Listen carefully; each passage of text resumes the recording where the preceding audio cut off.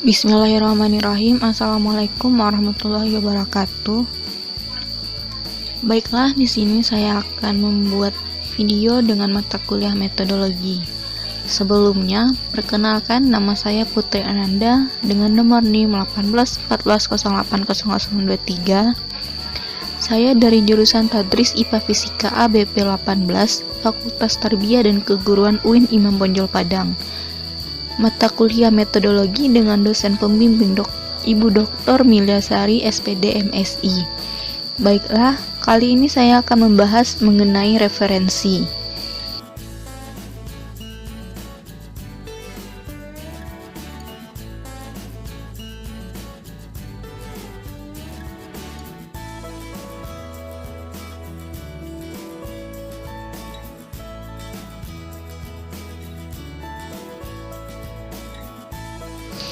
Yang pertama yaitu menjelaskan A. Pengertian referensi atau daftar pustaka. Referensi adalah sesuatu yang dipakai dalam pemberian informasi untuk memperkuat pernyataan dengan tegas, atau kita kenal juga dengan rujukan. Referensi memakai faktual maupun non-faktual. Referensi faktual terdiri atas statistik contoh, kesaksian, serta objek faktual. Referensi bisa berupa bentuk bukti, nilai-nilai, serta kredibilitas. Sumber materi referensi ialah tempat materi ditemukan. B. Pentingnya referensi. Referensi itu penting karena referensi bertujuan untuk 1. Memperkuat teori dan argumentasi. Referensi dipakai untuk bahan penunjang dari teori atau argumentasi yang dituangkan dalam tulisan. Referensi menjadi suatu landasan pada penyampaian argumentasi sehingga mempunyai dasar yang kuat serta bisa diterima oleh masyarakat banyak sebagai pendapat yang bisa dipertanggungjawabkan. 2. Menghindari plagiarisme. Pemakaian referensi bertujuan supaya tidak menjadi suatu tindakan plagiat atas hasil karya orang lain. Sebuah tulisan pada umumnya menjadi hak kekayaan intelektual penulis. Maka jika seseorang penulis memakai teori, kalimat ataupun pendapat yang dipakai dari sumber lain harus mencantumkan sumbernya dengan jelas. 3. Menghargai karya orang lain. Pendapat atau teori orang lain bisa diambil serta dipakai dengan gratis dalam melengkapi sebuah karya tulis. Maka, untuk bentuk suatu penghargaan perlu diberikan perujukan yang jelas terhadap sumber dari teori yang dituliskan dengan lengkap memakai metode atau cara penulisan referensi tertentu. 4. Menginformasikan ke orang lain. Referensi juga memiliki maksud untuk memberikan informasi kepada pembaca pada sumber asli serta lengkap dari suatu pendapat atau teori. Dengan adanya referensi itu, maka pembaca dapat menemukan informasi itu dengan lebih lengkap sesuai dengan kebutuhannya.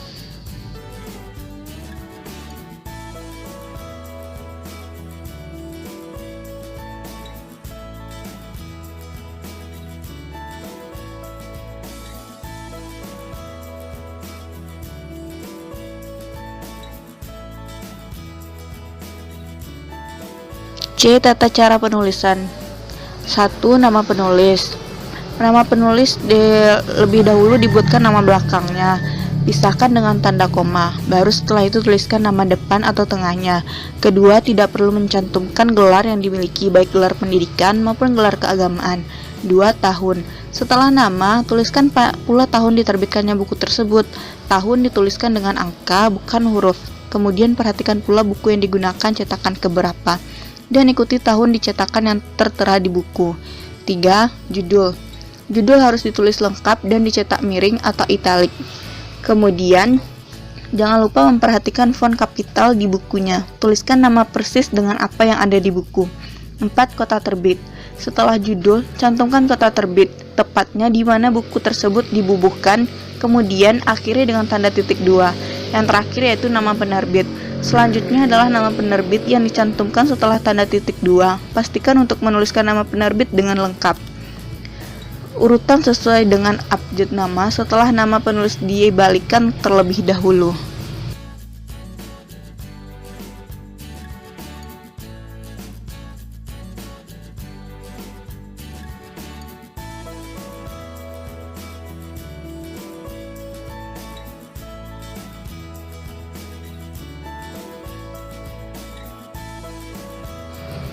Poin 2. Cara penulisan kutipan. Kutipan adalah pinjaman kalimat atau pendapat dari seorang penulis, baik yang terdapat dalam buku, majalah, koran, dan sumber lainnya, ataupun berasal dari ucapan seorang tokoh.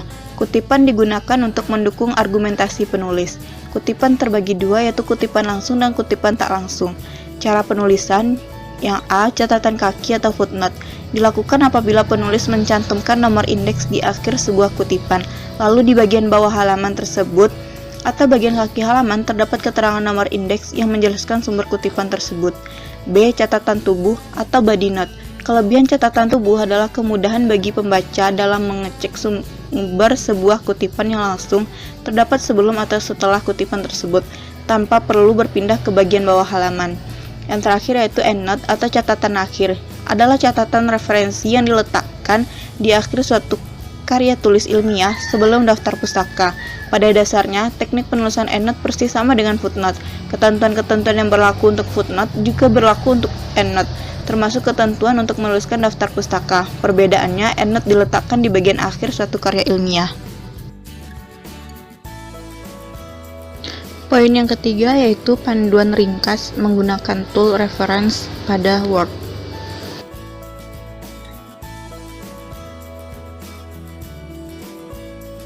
Langkah-langkahnya, yang pertama, menyiapkan tulisan yang mengandung kutipan. Contoh ini hanya untuk memperjelas langkah saja, tapi pada prakteknya nanti kutipan dan referensi biasanya dituliskan berurutan, yaitu setelah mengutip, kemudian menulis referensi.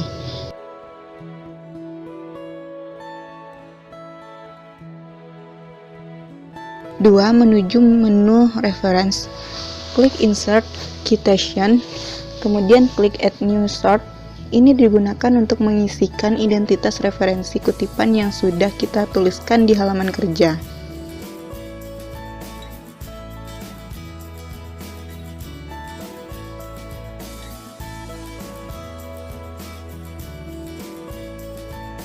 Tiga, mulai mengisi identitas referensi melalui form Create Sort. Type of Sort untuk menentukan jenis reference.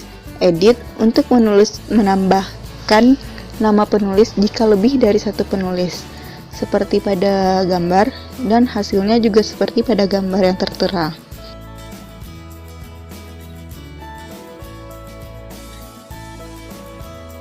Empat, kembali ke form Create Sort untuk melengkapi identitas reference. Show all bibliography fields digunakan untuk melihat kelengkapan lain dalam form. Dapat dilihat pada gambar, dan hasilnya juga ada pada gambar.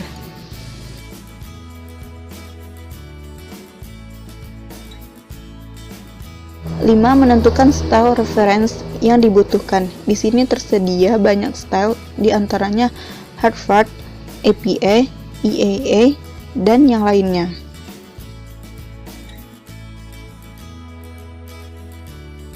6.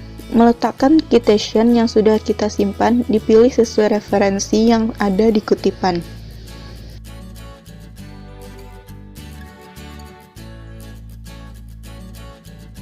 7. Mengambil daftar pustaka secara otomatis. Klik bibliografi dan klik style penulisan. Contoh, pilih referensi. Contohnya dapat dilihat pada gambar, dan hasilnya di situ sudah tertera pada daftar pustaka.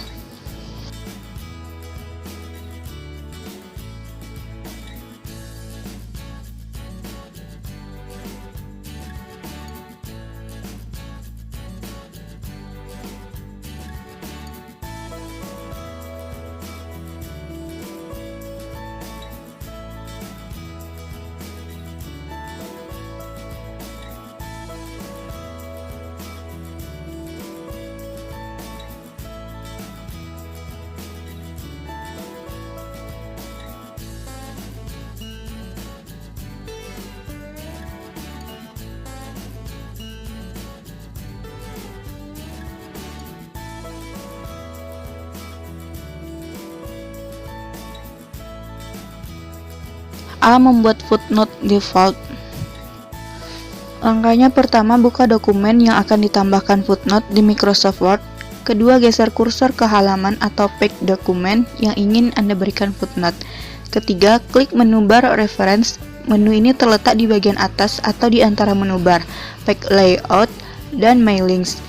Menu bar ini berguna untuk memasukkan berbagai referensi seperti daftar isi, footnote, kutipan, dan keterangan lainnya dalam dokumen. Keempat, setelah mengklik reference, lalu pilih insert footnote. Secara otomatis, footnote sudah terbentuk di dokumen yang Anda pilih. Kelima, isi footnote dengan informasi atau keterangan yang akan Anda jelaskan. Selain cara di atas, Anda juga dapat menggunakan cara lainnya seperti membuat footnote default, yakni dengan menekan Ctrl tambah Alt tambah F pada keyboard. B. Cara menyisipkan footnote atau endnote. Klik pada bagian yang ingin disisipkan tanda footnote atau endnote. Pada reference tab, footnote group, klik insert footnote untuk membuat catatan kaki atau insert endnote untuk membuat catatan akhir. Sekarang kursor Anda berpindah pada bagian untuk mengetik isi footnote atau endnote. Catatan, secara default Microsoft Word akan menempatkan isi footnote di akhir halaman, sedangkan isi endnote di akhir dokumen. Untuk merubah format footnote atau endnote, klik tanda dialog box Launch. Pada kotak dialog footnote and endnote, bagian format, pilih format angka yang diinginkan. Bila ingin menggunakan simbol, klik tombol simbol. Klik Apply untuk mengganti format. Selanjutnya, di samping angka atau simbol, ketik isi footnote atau endnote. Untuk menambah footnote atau endnote lain dengan nomor berurutan, klik pada bagian dokumen yang akan diberi tanda footnote atau endnote dan tekan Ctrl Alt tambah F untuk footnote dan Ctrl Alt D untuk endnote. C. Cara membuat body note dan daftar pustaka di Microsoft Word secara otomatis. Buka file Anda pada Microsoft Word. Terdapat dua cara dalam mengutip pendapat, kutipan langsung dan kutipan tidak langsung. Namun di sini hanya memberikan contoh kutipan tidak langsung. Pertama, klik kalimat yang Anda kutip di dalam buku, jurnal, majalah, atau website. Kemudian klik menu reference, insert citation, add new source. Jika Anda mengutip di dalam buku, maka untuk menu type of source, pilih data book. Begitupun dengan jurnal, majalah, website. Tinggal atur sesuai dengan sumber yang Anda kutip. Type of source yang Anda pilih akan sesuai dengan atribut-atribut yang muncul. Isi masing-masing kolom atribut yang ada terkait pengarang, judul, tahun, kota, penerbit, dan lain-lain. Klik OK setelah selesai. Pada bagian author, terdapat tombol edit yang dapat digunakan untuk memasukkan nama pengarang dan terdiri dari first, last, and middle name. Anda bisa menginput nama pengarang lebih dari satu dengan mengklik add. Jika semuanya telah diisi, jangan lupa klik OK. Menampilkannya ke daftar pustaka pada lembar kerja Anda. Pilih bagian reference, kemudian klik bibliografi, dilanjutkan dengan mengklik insert bibliografi. Untuk menambahkan daftar baru, Anda dapat mengulangi cara di atas dengan mengklik tombol insert citation seperti pada langkah ketiga. Adapun untuk mengupdate daftar pustaka pada lembar kerja, Anda dapat mengklik update citation and bibliography. Secara otomatis daftar pustaka akan terupdate. Selesai kutipan dalam makalah dan daftar pustaka muncul secara otomatis tanpa harus membuatnya secara manual.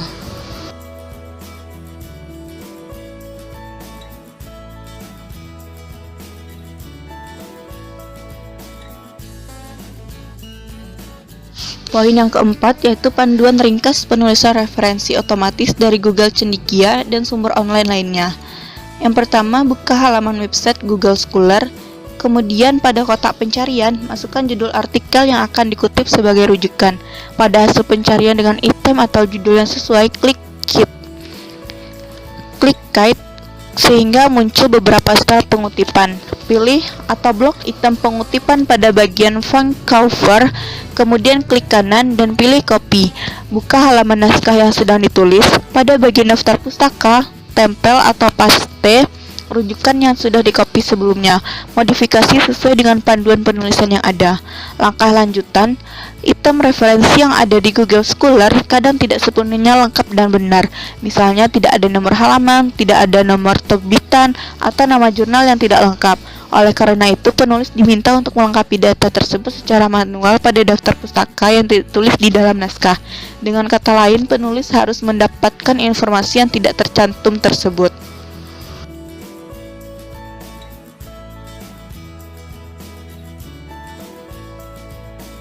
5. Panduan ringkas membuat referensi dengan aplikasi Mendeley. Pertama, pastikan artikel yang ingin direferensi sudah ada di Mendeley Desktop. Dalam tutorial ini akan menggunakan 3 referensi yang sudah ada di Mendeley Desktop, yaitu Dynamic Difficult, Adjustment in Tower Defense, Fact Runner, a new system for NLP-based information extraction from Wikipedia, dan Worldwide Smartphone Forecast.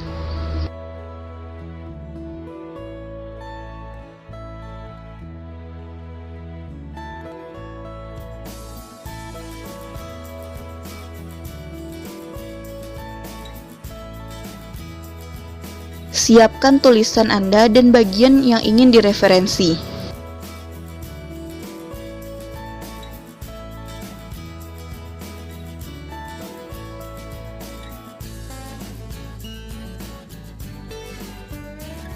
Referensi artikel pada Mendeley Desktop ke Microsoft Word. Arahkan kursor mouse Anda ke bagian penulisan yang telah dipilih pada Microsoft Word. Lalu klik tombol Reference pada menu. Klik tombol Insert Citation dan cari nama artikel yang ingin direferensi. Jika data yang ditampilkan sudah benar, klik OK. Referensi akan secara otomatis muncul berdasarkan dengan style referensi yang dipilih. Lakukan hal tersebut untuk kedua atau lebih artikel lainnya yang Anda ingin referensi.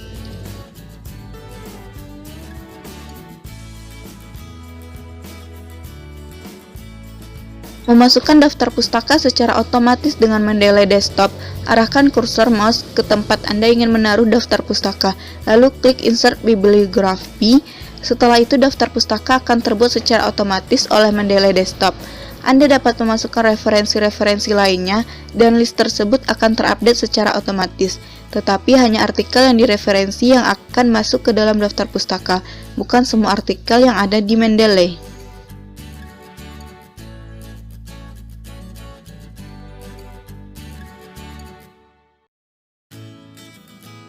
Poin 6. Panduan ringkas membuat referensi dengan aplikasi Zotero. Pertama, download dan install aplikasi Zotero. Setelah itu buka aplikasi Zotero, lalu tambahkan sumber referensi dengan cara klik New Item. Pilih salah satu jenis referensi, misalnya book.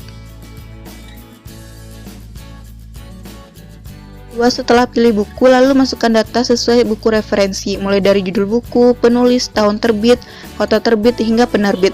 Setelah selesai, klik Enter. Untuk jurnal artikel yang ada di internet juga dapat langsung diakses dari aplikasi Zotero tanpa harus memasukkan data secara manual. Caranya dengan klik Add Item by Identifier, lalu masukkan kode ISBN, DOI, PMID, Archive ID yang terdapat dalam jurnal.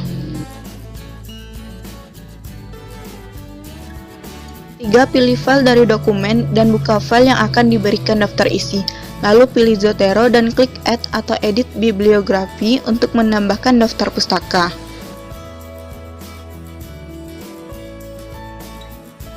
4. Setelah itu muncul tampilan seperti yang ada di gambar. Lalu pilih citation style sesuai kebutuhan. Anda dapat memilih citation style atau model untuk bentuk daftar pustaka yang telah tersedia. Misalnya pilih Chicago Manual of Style 2017 Edition Full Note, lalu klik OK.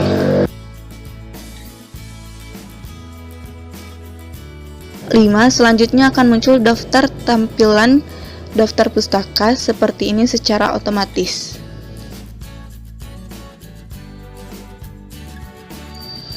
Demikianlah presentasi pada kali ini. Jika ada salah dan janggalnya, saya mohon maaf. Semoga dapat bermanfaat bagi para penonton. Sekian, terima kasih. Assalamualaikum warahmatullahi wabarakatuh.